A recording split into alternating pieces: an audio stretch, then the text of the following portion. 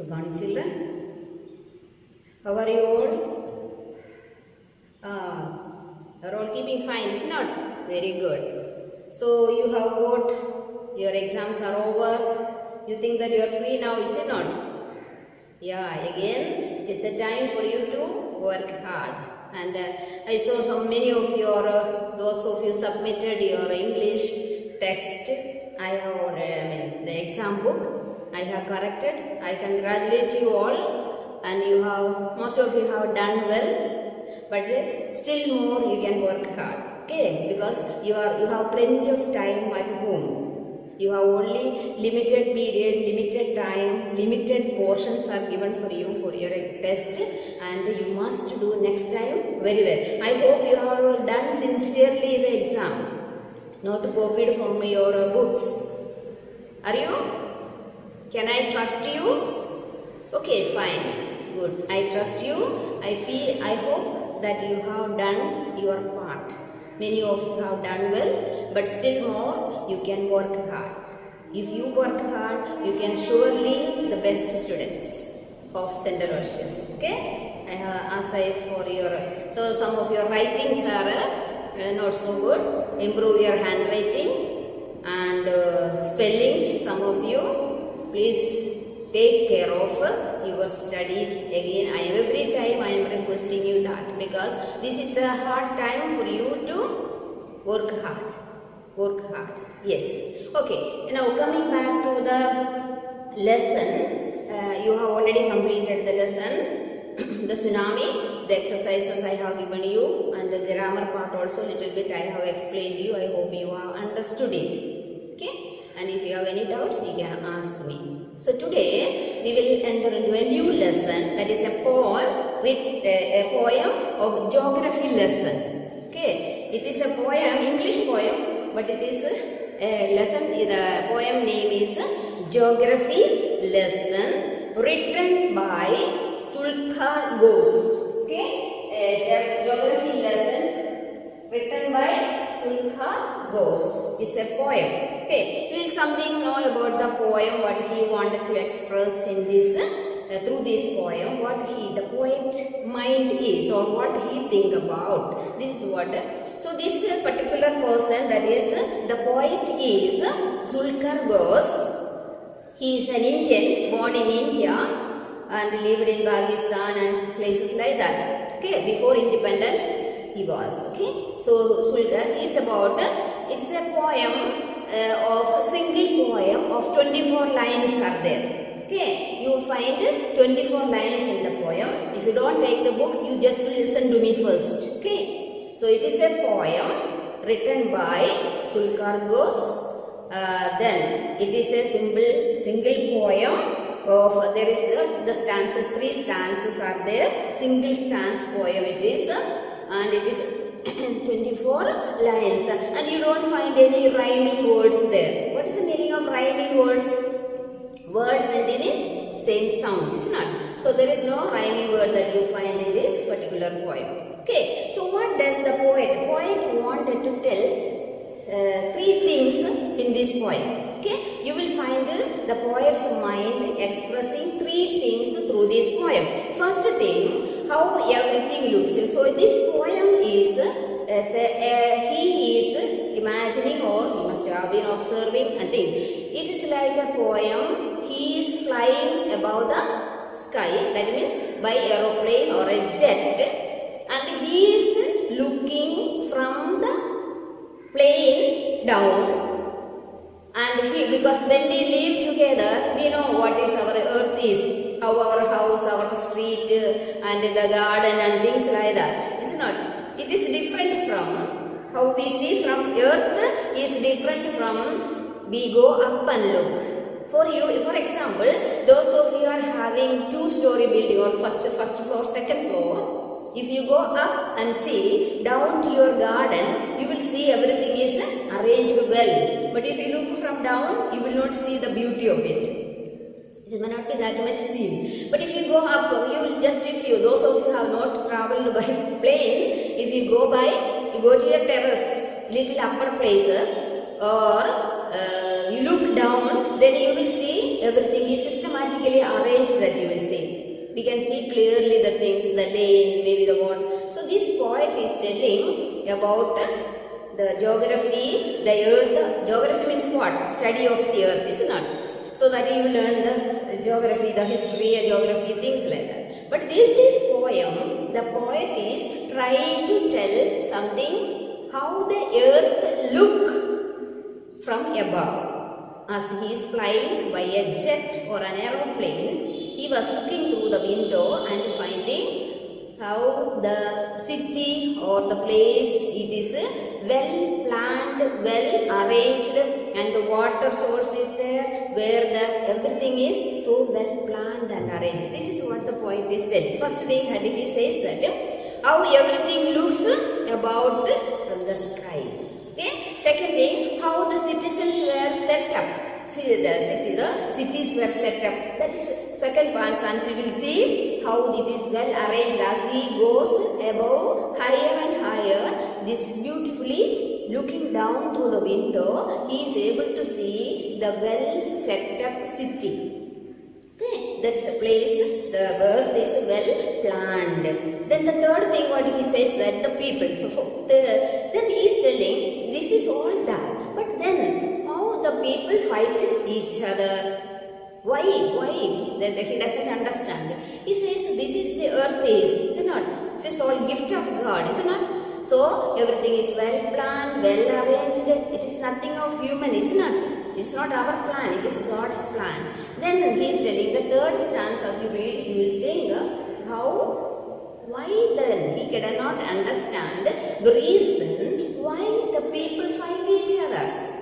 You can know how people fight for this place, that place, this boundary, that boundary, this water, that water. So many things that happens even in our own situations, isn't it? So the poet is telling, I cannot understand that why the people fight for this, because everything is well arranged, well planned, and this is what the poet is telling.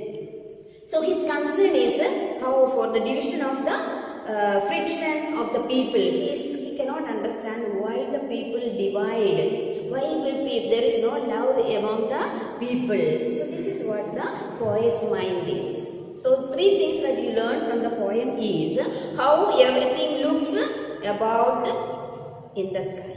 Okay. Second thing, how citizens, the civilization was set up. How the city or the town or the village is set up. Civilization or it was set up. It is all God's plan. It is in the nature, it is there. Then the third thing is, he says, I cannot understand why the people hate each other. Okay, the situation. So this is what that is the poem that you will learn from. Okay, and what is the moral of the poem?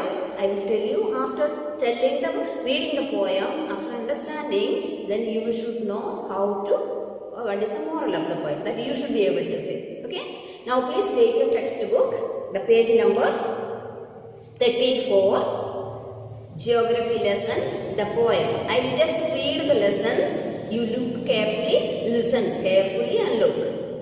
Is it clear for you? Have you all taken the textbook?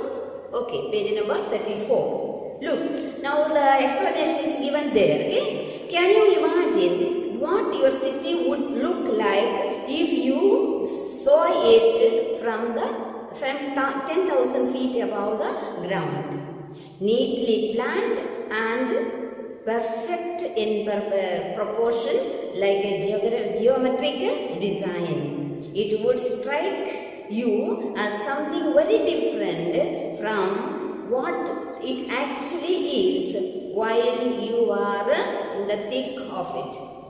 So it says that, the paragraph says that, if, as I said yesterday, I told you in the beginning, if you go up, you look around your garden, your surroundings or your neighboring places, and you go a terrace, maybe those of you have what first floor, the ground floor, first floor, second floor, you go to the top of the place and look down, then you will see very systematically it is arranged. It is different.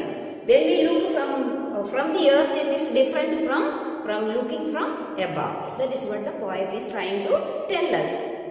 Now, here is the poet's description of just such a view of the city and some questions that comes to his mind. So this poem, the poet is trying to narrate how the earth or the city looks when he is on the earth and how it looks when from above as he was flying by a jet. Okay, now listen. When the jet sprang into the sky, it was clear why the city had developed and why it had, seeing it scaled 6 inches to the mile, there seemed an inevitability about what on ground had looked haphazard, unplanned and without style when the jet sprang into the sky. Okay? Now, when the jet, second paragraph, when the jet reached 10,000 feet, it was clear why the country had cities where the rivers ran and why the valleys were populated. The logic of geography that land and weather attracted man was clearly delineated when the jet reached 10,000 feet. Okay, so this is when. The next one is when the jet rose 6 miles high, it was clear the earth was round and it is that it had more sea than land. But it was difficult to understand that the man on the earth found causes to hate each other, to build walls across cities and to kill. From that height, it was not clear why. You understand the poem now? So the poet is narrating the poem, explaining how the city, when he is on the earth, we are just looking down, looking about how the city or the place where he lived looks like, and as he goes up. Okay, now listen. Listen to the poem once again. When jet sprang into the sky, which means he was about trying to, the jet was going up. Sprang means just going up to the sky. It was clear why the city had developed the way it had. So, note it is different from when we look down as we go up. Okay, that is what. Seeing it developed that way it had. Seeing it scaled 6 inches to the mile, seemed an inevitability. What is the meaning of inevitability? It is given in the glossary. Inevitability means that cannot be avoided. Okay? Inevitability about what on ground had looked haphazard. What's the meaning of haphazard? It is also given for you without a plan or order. So if you look from the earth, it is not planned. It is not. For example, you just do it. When maybe building or constructing a house, they plan it, is not. They make the plan of the house. Will you understand anything? You may not understand this. Those who are architect will be able to, or engineer will be able to understand, explain the things, is not. But we don't understand. But once the house is constructed, we know what which is bedroom, which is sitting room or kitchen or veranda and things like we are able to. So this is like that. It is not much more than that. It is when we look down, it is not clear. Everything is haphazard. It is not well planned. That is what. But if you go up and look, it will depend. So that is what the second paragraph says. When the jet reached 10,000 feet, as jet was going up, it was clearer why the country had cities where the rivers ran and why the valleys were populated. Then he found there are rivers and more people are populated. Why people mostly populated near to the sea or the water place? So that water is a source of life, is it not? Plants will grow, people need water, plants will need water, animals need water. Because water is a source of life. So mostly people get populated in the water area where there is rivers and canals and things were there. So people look for the water.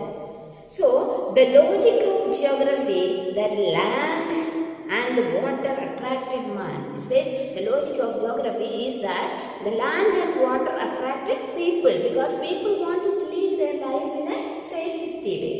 Therefore, they look where there is water, where there is a good place, the high place. Not see, for example, if you look when the rainy season, what happened to our places? Everything will be watered. People will find it difficult to get out because water gets stagnated. There is no source of sometimes. Someday we have to wait, isn't it? But people like to be in a better place. They try to see the place where they can live their life happily. So that is what he says that. So, the logic of geography that land and water attracted man was clearly delineated.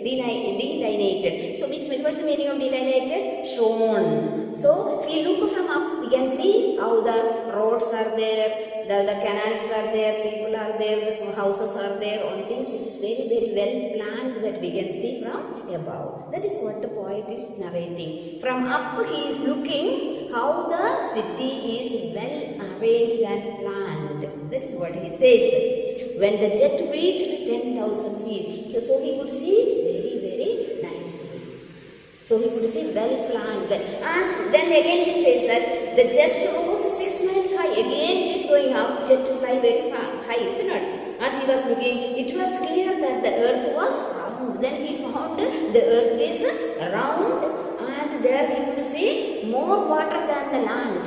Because our earth is 3/4 of the earth is water, isn't it? 3/4 of the earth is water, only 1/4. That is the little only the land is, but still people fight for it. So the poet is telling the earth is round, there is more water than the land, and it was difficult to understand that the men on the earth found the cause why he hate each other. So he is telling. But it was difficult to understand that the men on earth found causes to hate each other, to build walls across the city and to kill. Then from that height it was not clear. Above he is telling, he is flying above, and he saw the earth is so round and more water, less land, and he doesn't understand why this earth people fight each other for and kill each other for fighting, maybe for the land or for whatever it is reason, because lot of enmity which the poet is telling he cannot understand. So this is all about the poem.